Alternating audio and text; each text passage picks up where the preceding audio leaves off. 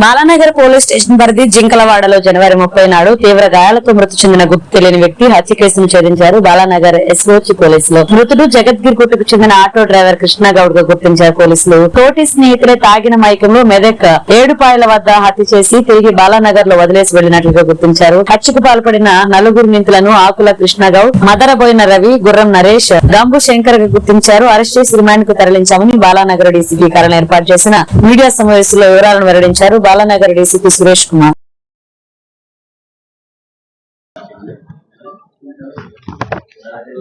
జనవరి 30వ తారీఖు ఉదయం 7 గంటలకి మా బాలానగర్ పోలీస్ స్టేషన్కి ఒక సమాచారం వచ్చింది.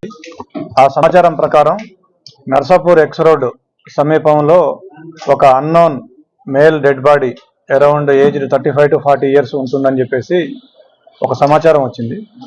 ఆ సమాచారం ప్రకారం మా ఎస్హెచ్ఓ గారు స్టాఫ్ వెళ్ళి ఆ బాడీని పరిశీలించి ఆ బాడీని ఇమ్మీడియట్గా హాస్పిటల్కి షిఫ్ట్ చేయించడం జరిగింది.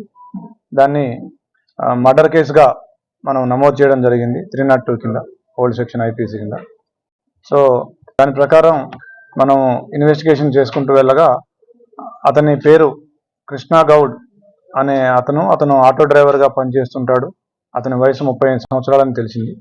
తర్వాత అతని డీటెయిల్స్ కూడా, అతని నివాసము, అతని ఫ్యామిలీ మెంబర్స్ డీటెయిల్స్ తీసుకొని వాళ్ళని అప్రోచ్ అవ్వగా అతని భార్య మనకి ఒక వాట్సాప్ స్టేటస్ పంపడం జరిగింది. ఆవిడ ఇంట్లో లేదు మనం వెళ్ళినప్పుడు, కానీ నిన్న మధ్యాహ్నం నుంచి మా హస్బెండ్ వాళ్ళ ఫ్రెండ్స్ తోటి గడపడానికి వెళ్ళినాడు. సో అతను రాత్రి ఒక వాట్సాప్లో ఒక స్టేటస్ పెట్టుకున్నాడు, ఈ ఫలానా వ్యక్తులతో కలిసి ఉన్నాడని. ఒక 3 వ్యక్తులతో కలిసి ఉన్న స్టేటస్ని మళ్ళీ మనకి షేర్ చేయడం జరిగింది. దాంతో ఆ వ్యక్తులు ఎవరైతే ఉన్నారో వాళ్ళని మనము విచారించి ఎవరెవరు ఉన్నారని తెలుసుకొని ఇన్వెస్టిగేషన్ చేసి వాళ్ళని మనం అదుపులో తీసుకోవడం జరిగింది. వాళ్ళు ఇచ్చిన సమాచారం ప్రకారం ఏం జరిగిందంటే, ఈ కృష్ణగౌడ్ అనే అతను ఆటో డ్రైవర్గా జీవనం గడుపుతుంటాడు. అతను మత్తు పదార్థాలకి, అంటే ఎస్పెషల్లీ లిక్కర్కి మాత్రమే, డ్రగ్స్ కాదు, లిక్కర్కి బానిసయ్యాడు.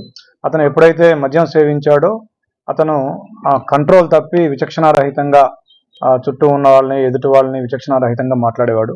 ఆ క్రమంలోనే ఆకుల కృష్ణ అనే అతనితోటి గతంలో ఒక ఆటో రిపేర్ చేసిన సమయంలో ఉన్నటువంటి 500 రూపాయల గురించి ఘర్షణ పడినాడు. అతన్ని విచక్షణారహితంగా అతని కుటుంబ సభ్యులను కూడా కామెంట్ చేయడం, అట్లా తిట్టడం జరిగింది. దాంతో ఈ కృష్ణ అది మనసులో పెట్టుకున్నాడు. మనసులో పెట్టుకొని ఎలాగైనా సరే ఇతన్ని అంతమొందించాలి, ప్రతీకారం తీర్చుకోవాలని చెప్పేసి తన మిత్రులు రవి, నరేష్, శంకర్ వీళ్ళందరితోటి సమాలోచన చేసి మాట్లాడుకొని ఇతన్ని ఒక పథకం ప్రకారం ఏడుపాయల టెంపుల్ అక్కడికి తీసుకెళ్ళడం జరిగింది. ఆ ఏడుపాయల టెంపుల్ దగ్గరికి వెళ్ళి 29 మధ్యాహ్నం బయలుదేరి అందరూ ఒకే ఆటోలో, రవి అనే అతని ఆటోలో వెళ్ళి అక్కడ దర్శనం చేసుకొని అక్కడ మద్యం సేవించడం జరిగింది అందరూ కూర్చొని. ఆ టైంలోనే ఇతను వీళ్ళతోటి ఒక పిక్చర్ తీసుకుని స్టేటస్లో పెట్టుకున్నాడు. అదే మనకి క్లూగా దొరికింది.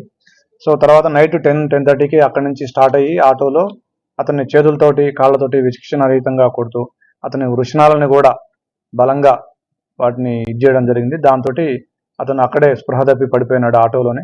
స్పృహ తప్పిన తర్వాత కూడా అతన్ని కాళ్ళతోటి చేతులతోటి విచక్షణారహితంగా తల మీద, చెస్ట్ మీద, కడుపులోను అట్లా కొట్టడంతో అతను దాదాపుగా చనిపోయే స్టేజ్కి వచ్చినాడు. అతన్ని తీసుకొచ్చి మన బాలానగర్ పోలీస్ స్టేషన్ లిమిట్స్లో ఉన్నటువంటి నర్సాపూర్ ఎక్స్ రోడ్లో అక్కడ ఆటోలో తీసుకొచ్చి పడేసినారు.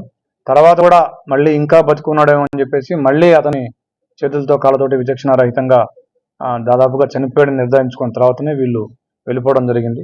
నైటు 1 o'clockకి ఆ బాడీ 1-1:30 మధ్యలో ఆ బాడీ పడేసి వెళ్ళిపోయినారు.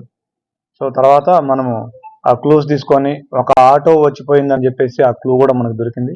తర్వాత ఇతని డిసీజ్డ్ ఫోటోని మనం విస్తృతంగా సోషల్ మీడియాలో, తర్వాత లోకల్గా చూపించడంతో ఒక ఆటో డ్రైవర్ గుర్తుపడడం జరిగింది. తర్వాత అదంతా మనకి ఇప్పటిదాకా మీరు చెప్పిందంతా కూడా అతను ఎవరు, ఎక్కడ ఉంటాడు, అతని ఫ్రెండ్స్ ఎవరు, ఏం జరిగింది మొత్తం విచారించి ఇవాళ వీళ్ళని అదుపులో తీసుకోవడం జరిగింది. ఈ 4 ఇవాళ వీళ్ళని మనం రిమాండ్ చేస్తాము.